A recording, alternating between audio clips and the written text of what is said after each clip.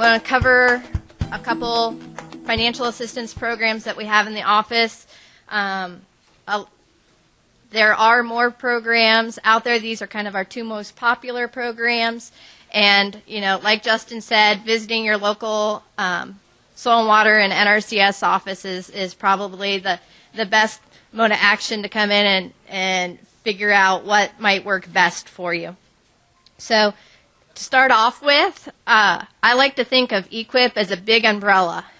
Under that umbrella, we have the RCPP program, which is the Regional Conservation Partnership Program. We like to use lots of acronyms, so if I use an acronym you don't know, make sure and let me know so I'll try to say it out. But with the Regional Conservation Partnership Program, partners put in proposals for EQIP assistance, and so each one of those has different fund codes and different requirements, and those are clear across the state. So I know a lot of you are from Northwest Ohio, but I know that there's a lot of people here that are throughout the state and even out of state. So I want to make sure and cover the whole gamut so that you do have a basic idea when you go back into your local offices. So, and then under EQIP, we have our general EQIP, and we have organic can be in there, you know, and once in a while we get other special funds that come in through regular EQIP.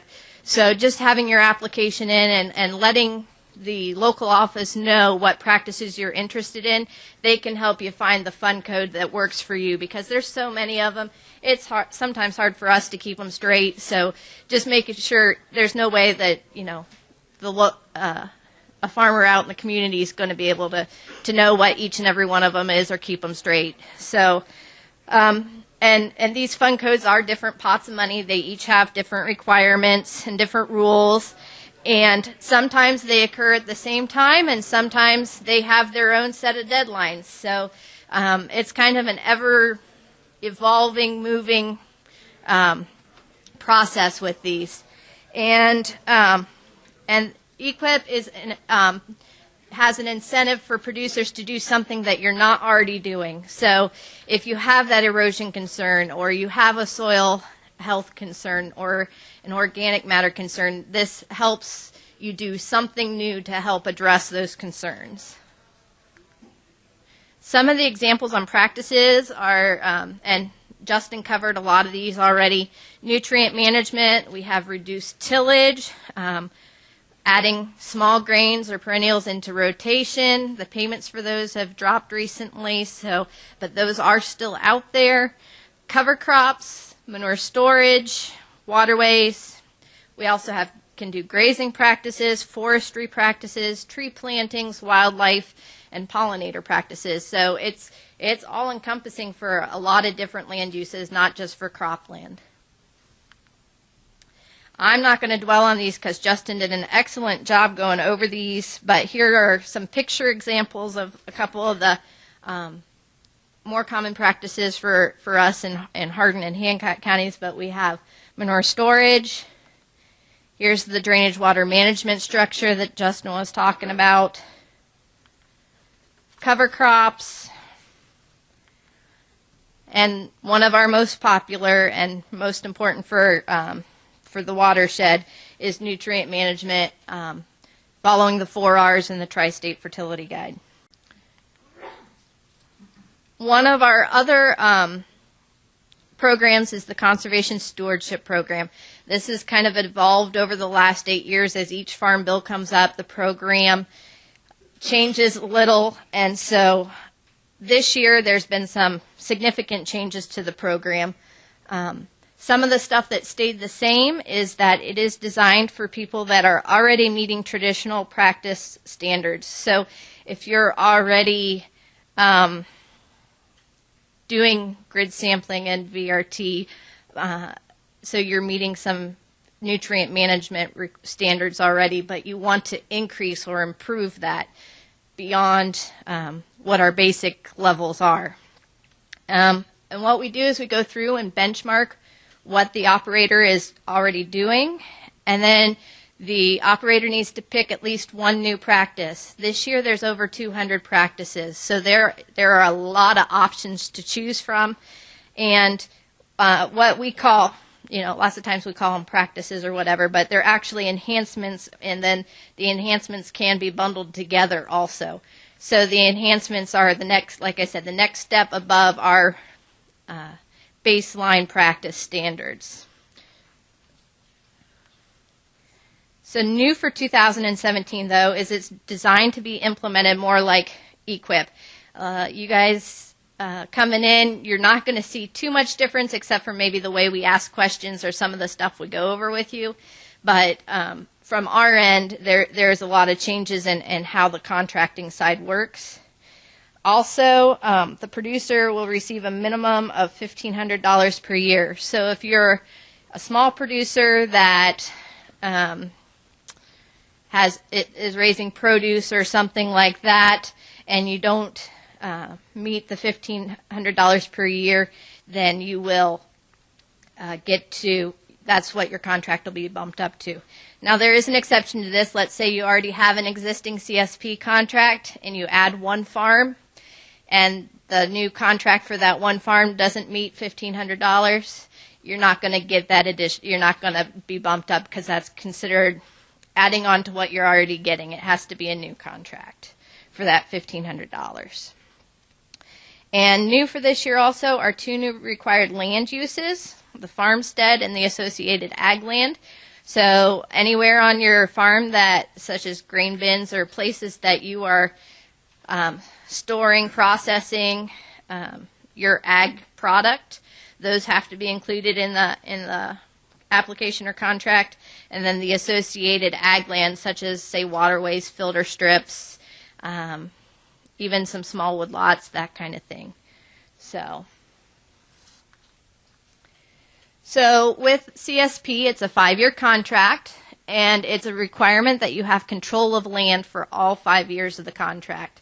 So, if you know you're going to sell an acre house lot to your son within that 5 years, you need to get that done before you have the contract, because you won't be able to do some of those things with the contract. So, and I still have the sign-up deadline in here, so that's obviously passed. But we do take sign-up applications year-round, so you can come in now, even and sign up. It's just that it'll go through the process here first thing next year, essentially, unless they announce another sign-up. So getting your application in at any time is always a good idea. And then there's 2 websites for you to reference, because with it being new and improved, a lot of stuff is still changing and being updated, so you can go to the websites and check it out if you're interested. And for instance, on the Ohio NRCS website, there's a link there that'll take you directly to that spot. With any of our programs, it's important to plan ahead, just like Justin said, coming in just to talk with us and see what there is a good idea. And with any of our programs, the applications are taken at any time, any watershed, it doesn't matter. And each year they announce a sign-up period. So that's, for instance, on the CSP, I said the sign-up period ended February 3rd. Well, they announce a sign-up period for each of these pots of money or fund codes each year. So, and funding is competitive for these programs, so just because you come in and sign up does not mean that you'll get funded. And I know that's kind of a sticky issue with a lot of people, because we do have so much interest in these programs, and we only have a finite amount of money to go around. So, and currently we're planning for crop year 2018 and later. So again, that's why I said coming in ahead of time. I have a lot of guys come in August and September and say, hey, I hear you guys pay for cover crops. It's like, well, yeah, we can get you in have you sign up for a program for that. And they're like, well, I want to plant them next month. It's like, ooh, that's not going to work, because with our programs, any practice that you've started, we can't retroactively pay for. So coming in and planning ahead and getting all those details from your local office is important.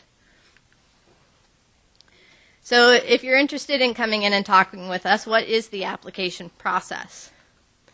Here's what our basic application looks like, and it's the same application for CSP as it is for EQIP or for RCPP. So it's it's pretty basic information. I do let guys take them home once in a while. I'm assuming you could probably get them off the internet. I'm not sure, but if you come in and sit down with me and we go through the application, which is kind of what I prefer, I can help you through this 4-page application in about 3 minutes. But at the same time, I can get information from you on what practices you're interested, what farms you're looking at, and that kind of thing. So the application process can be daunting if you're trying to do it on your own, but with the help from your local office, it's really not too bad. If you're an entity that's applying, so an LLC, a corporation, a general partnership or limited liability partnership that has an EIN, there is some additional extra paperwork that needs to be done. You have to register for a DUNS number, and then you have to go in and get an activation code through the sam.gov website. Again, we have step-by-step instructions that we can print out for you on how to do all this, but it's just an extra step that entities would have to take to go through. Then historically underserved participants or applicants. Basically, there's different categories here that you can check one or not one or more, and not applicable is an option also. But limited resource farmer or rancher is basically those who have a total household income at or below the national poverty level for a family of 4, or less than 50% of the county median household income in each of the previous 2 years. So for me, for Hardin County, when a guy comes in, says, well, I think I might qualify for that. It's like, well, was your total household income around $23,000 or less 2 of the last 3 years? So that gives them an idea to get started on. And if that answer is a yes, then there's a website we can go to there, to a tool, and it asks a couple more questions to see if the person qualifies for that. Beginning farmer or rancher, that is if you have not filed a Schedule F in at least 1 out of the last 10 years. Socially disadvantaged farmer or rancher is based on race. Veteran farmer or rancher is if you were in the military and discharged something other than dishonorably, and then not applicable.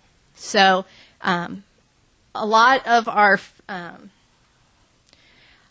in some of our programs, these will get priority, and some other of the programs, maybe they don't necessarily get priority, but they would get a higher cost share rate. So it depends what program you're looking at, and that would be the reason why, if you are one of these applicable categories, why you would want to choose it.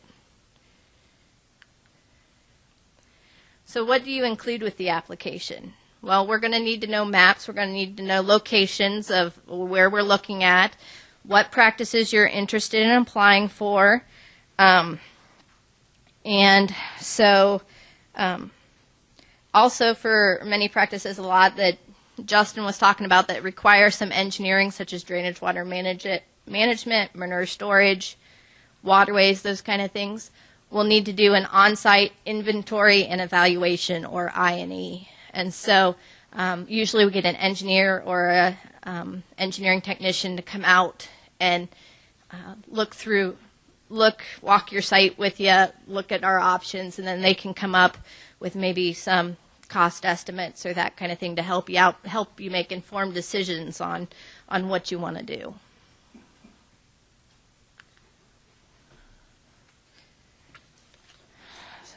So once you have the application in, what are some of your next steps? You'll want to make sure that you have your information and your eligibility updated with the Farm Service Agency. So even though we're in separate offices or across the hall from each other, we do use a lot of their record keeping, so you'd want to make sure that your adjusted gross income form for the year and that kind of stuff is updated at the Farm Service Agency. You'll need to make planning and decision-making process will need to be completed as we go through there. If something changes and you need to update your application, that's no problem. But as we get farther down the line and through ranking, you'll have to have some decisions made so that we can make sure and have an accurate application for you. And then we do the ranking and the cost estimates, and then all of that goes into our computer software, and then the state office gives us a pre-approval list of the top ranking applications. So this is all or none funding. So basically, if you score a 650, they'll start up here and go down through until they run out of money. And so that's how the competitive ranking is. It's not, well, we have so much money and we're going to divide it up amongst everybody. It's going to start with the top ranking and go down until they run out. That's at a state level or a county level? That is mostly at a state level. It's at a funding level. So the state handles it. And so, for instance, general livestock fund codes, Hardin County is in Tier 2 West. So we're competing with 14 other counties. So it's smaller than just state, but we are competing with 14 other counties along the western side of the state. But then, like, say some of our wildlife fund codes, those are statewide. Some of our cropland fund codes are just Lake Erie. And, for instance, out here on State Route 309's one of the continental divides, and so everything there goes south to the Scioto River. So anybody that's in the Scioto River, they're actually competing with about 40 other counties in the Indiana-Ohio Till Plain Fund Code for cropland. So does that answer your... It's not an easy yes or no. So the state is the one going through and approving them, but sometimes you're competing against a small amount of counties, and sometimes you're competing against a larger amount of counties, depending on what fund code you're in. And then once the state office puts out what the approved list of applications are, the field office will notify you, or the participant, that the application was selected for funding.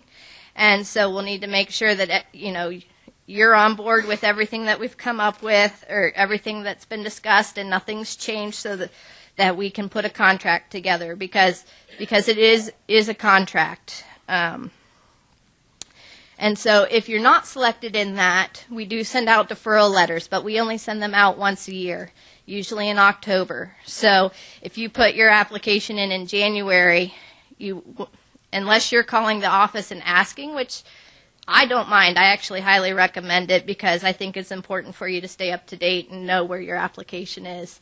But otherwise, you'll get a letter in October. You would get a letter in October that says that you weren't funding. Do you want to keep your application as is, or do you want to make changes, or do you want to cancel?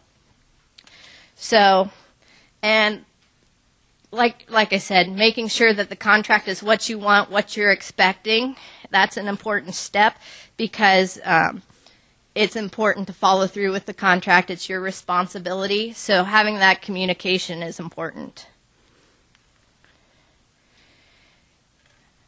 Some of the participants' responsibilities is that they cannot start a practice before they have a contract. So if you go ahead and plant those cover crops before you have a contract, you're no longer eligible for that payment. Once you have a contract, you have to start at least one practice within the first 12 months, and you have to complete the contract as agreed to.